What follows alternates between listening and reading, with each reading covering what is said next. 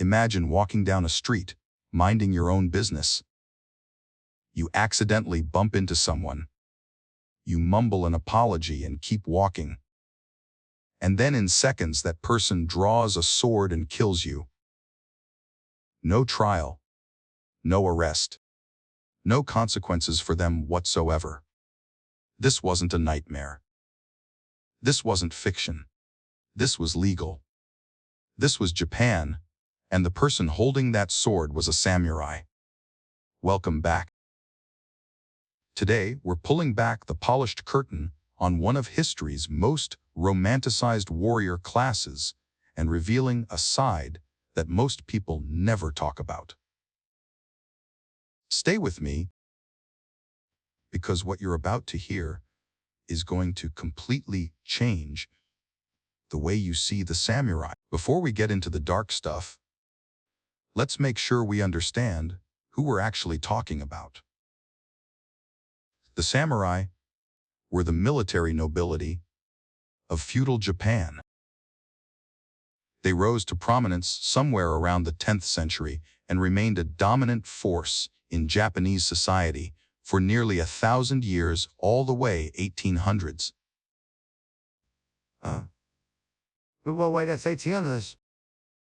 But here's what most people picture when they hear the word samurai: honor, discipline. A warrior who would rather die than live with shame. They picture a lone swordsman on a mountain, the wind blowing through his robes, guided by a strict and beautiful code of ethics. That image, it's not entirely wrong, but it's also not entirely right. The samurai operated within something called the feudal system, a rigid, hierarchical structure where your birth determined your entire life. At the very top sat the emperor, largely a ceremonial figure. Below him was the shogun, the true military ruler of Japan. Then came the daimyo, the powerful regional lords who commanded armies. And beneath them, the samurai themselves, warriors bound to their lords through loyalty, land, and law. Below the samurai, farmers, artisans, merchants, and at the very bottom people so marginalized that they weren't even considered part of the official class system at all. This was a society built on rank, on power. And for the samurai, that power came with a privilege that was, by almost any modern standard, absolutely terrifying. Let's talk about the law at the center of this video. Kirisute Gomen. In Japanese, it roughly translates to authorization to cut down and leave.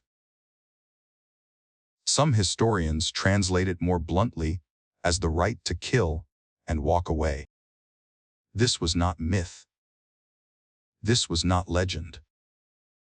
This was written into the legal and social fabric of feudal Japanese society, particularly formalized during the Edo period, which ran from 1603 to 1868. Under this principle, a samurai had the legal right to draw his sword and kill a commoner on the spot. In public, if that commoner had insulted him, behaved disrespectfully, or violated the social code in a way the samurai deemed serious enough. Let that sink in for a moment. You could be executed not by a judge, not by a court, not after a trial, but by a single warrior who decided that you looked at him wrong, spoke out of turn, or simply failed to bow deeply enough. Now, was this practiced freely and constantly? Not exactly. There were social pressures and informal consequences that kept samurai from abusing this right too openly. A samurai who killed carelessly or without justification could face criticism from his lord, damage to his reputation, or, in some cases, formal punishment. But here's what matters: the power existed. The right was real. And it created a society where an entire class of people, millions of ordinary Japanese farmers, craftsmen, and merchants, lived in the shadow of that sword. History doesn't leave us without examples. One of the most discussed incidents in this context involves a samurai retainer during the Edo period who killed a commoner for allegedly failing to show proper respect while passing on a road. Accounts like this appear in historical documents and period writings throughout the era, not as scandals, but as almost routine administrative matters. Blunt freezes, perhaps the most famous and controversial real-world application of this principle, involves the story of Yoshida Toyo and various confrontations recorded during the shogunate period, where samurai tested or invoked their rights over commoners in public spaces. But one of the most striking documented examples comes from Western accounts. When Japan began opening its doors to foreign visitors in the mid-1800s, to its netherlands, a number of Western diplomats and travelers recorded their shock at witnessing or hearing about the casual way in which samurai could threaten or harm those they considered beneath them. British diplomat Rutherford Alcock, writing in the 1860s, described an atmosphere in Japan where commoners physically trembled when samurai passed, not out of admiration, but out of genuine fear. And there's a reason for that fear. The Kirisute Gomen wasn't just about physical violence. It was about psychological dominance. It was a constant, silent reminder that your life, the life of anyone not born into the warrior class, existed at someone else's discretion. To fully understand how this law existed and persisted, you have to understand the society it lived inside.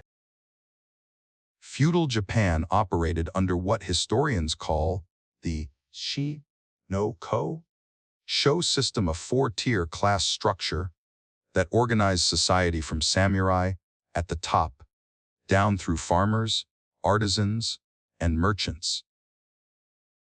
The samurai class, called Shi, made up roughly 5 to 10% of Japan's population at its peak. But they controlled almost everything. They carried swords legally and exclusively. They administered towns and villages on behalf of their lords. They collected taxes. They enforced order. They were, in every practical sense, the law. Farmers, were considered the second class, not because they were wealthy or powerful, but because they produced the rice that fed the nation. In theory, they were respected.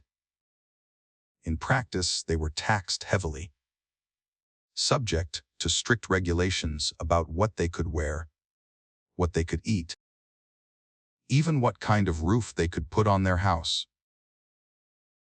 Artisans and merchants ranked below farmers. Merchants were especially looked down upon in Confucian, influenced Japanese philosophy, because they were seen as people who profited from the work of others without producing anything themselves. And then, beneath all 4 official classes, there existed groups of people known as Ita and Hinin people who performed jobs considered ritually impure, like butchering animals or handling the dead. These people were so marginalized that they existed outside the class system entirely, living in separate communities, barred from most public spaces, treated as less than human by official policy. This was the world in which the Kirisute Gomen operated. A world so rigidly stratified that violence from above was not just possible, it was architecturally built into the system. Now here's where it gets complicated. Because the samurai didn't just have a license to kill. They also had a code, a deeply demanding ethical framework that was supposed to govern every aspect of their lives. Bushido, the way of the warrior. This code formalized more explicitly in the later Edo period, though its roots stretched much further, demanded extraordinary things from samurai. Loyalty to the death. Honesty above comfort. Courage in the face of impossible odds. Self-discipline so severe that samurai were expected to control not just their actions, but their emotions, their expressions, even their dreams. Under Bushido, a samurai was not supposed to be a bully. He was supposed to be a guardian. The image of the warrior protecting the weak, serving his lord faithfully, facing death with calm, this was the ideal. And for many samurai, this ideal was real. There were samurai who embodied extraordinary virtue, who served with selfless loyalty, who practiced restraint and justice with genuine conviction. But here's the tension that historians have wrestled with for generations. And a code of honor and a law that lets you kill commoners for disrespect cannot fully coexist without contradiction. The Kirisute Gomen was the shadow side of Bushido.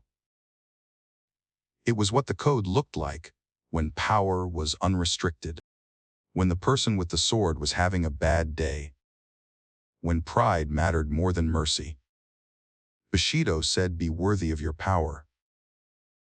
Kirisute Gomen said, "Your power is absolute." These two things, living side by side, that tension is at the heart of what made samurai culture both magnificent and monstrous. So how did ordinary Japanese people live with this reality? They adapted. They developed an intricate, unspoken language of survival. Bowing became an art form. The depth of your bow, the timing, the context, these weren't just polite gestures. They were survival signals. A commoner who knew how to bow correctly, who knew when to lower their eyes, who understood exactly how much space to give a passing samurai on a narrow road, that person had a better chance of making it home that evening. Language adapted, too. Japanese developed elaborate systems of honorific speech keigo that encoded social hierarchy into every single sentence. The words you chose, the verb, forms you used, the way you addressed someone, all of it communicated your place in the hierarchy and your acknowledgement of theirs. Communities developed collective strategies for navigating samurai encounters. Elders taught children. Mothers rehearsed scenarios with their families. The knowledge of how to survive in a world where any moment could turn lethal was passed down through generations as carefully as any other survival skill. And yet, people also found ways to push back quietly, cleverly, always within deniable limits. Folklore from the Edo period is full of stories of clever commoners who outwitted arrogant samurai through wordplay, apparent humility that was actually veiled mockery, or careful use of legal technicalities. The human instinct to resist, to maintain dignity, To find freedom within constraint, it never disappeared, even in feudal Japan. It just learned to wear a very careful mask. Nothing lasts forever. Not even a 1,000-year warrior class. In 1853, American Commodore Matthew Perry sailed into Edo Bay with a fleet of black-hulled warships and a message that Japan had been receiving for years, but could no longer ignore. The outside world had arrived, and it brought guns. Japan's isolation, the Sakoku policy that had kept it sealed from most outside contact for over 2 centuries, shattered almost overnight. The shogunate, already weakened by internal tensions and economic strain, could not survive the pressure. What followed was one of the most dramatic transformations in the history of any civilization. In just a few decades, Japan went from a feudal samurai society to a modernized nation-state with a professional military, a constitution, railroads, and factories. This transformation, known as the Meiji Restoration, didn't just change Japan's politics. It abolished the samurai class entirely. In 1871, the legal privileges of samurai were stripped away. In 1876, the Heidare Edict banned the carrying of swords in public, the single most powerful symbol of samurai identity and authority, gone by government order. Overnight, the men who had once held the power of life and death over commoners were commoners themselves. Many samurai adapted. They became politicians, military officers, teachers, businessmen. Some thrived in the new Japan. Others did not adapt so gracefully. The Satsuma Rebellion of 1877, later immortalized with significant Hollywood embellishment in films like The Last Samurai, was in many ways the dying gasp of a class that refused to accept its own obsolescence. By 1877, it was over. The age of the samurai had ended, but the samurai didn't disappear from human imagination. They became something arguably more powerful than they ever were in life myth. The image of the samurai disciplined, honorable, deadly became one of the most globally recognized cultural exports in history. From Akira Kurosawa's films to manga and anime, from Bushido philosophy in business books to the aesthetic influence on everything from martial arts to fashion, the samurai saturated global culture in ways that their living counterparts never could have predicted. And, in many ways, this is beautiful. The values of discipline, of dedication, of facing difficulty without flinching, these are genuinely worth preserving and celebrating. But there's a responsibility that comes with how we remember history. The samurai were extraordinary. They were also the products of a profoundly unequal society that gave certain people the right to end other people's lives based on nothing more than the class they were born into. The Kirisute Gomen was not an aberration. It was a logical consequence of unlimited hierarchical power. And that lesson, that unchecked power over other human lives, no matter how it's dressed up in codes and honor and tradition, produces injustice. That lesson belongs to all of history, not just Japan's. We can admire the samurai. We can be fascinated by them. We can even be inspired by elements of what they represented. But we should see them completely. Not just the sword raised in honor, but the sword raised over someone who had no right to defend themselves. That's the full picture. And that, more than any romanticized version, is what makes history worth studying. So could samurai kill you for fun? Technically, legally, in the society they inhabited, they came dangerously close to that power. The reality was more complicated than fun. It was about dominance, about hierarchy, about a system that placed certain lives infinitely above others and codified that imbalance into law. If you found this video worth watching, consider sharing it with someone who thinks they know everything about samurai. And if there's a corner of history you want us to pull apart and look at, honestly drop it in the comments. History isn't always pretty, but it's always worth knowing. See you in the next one.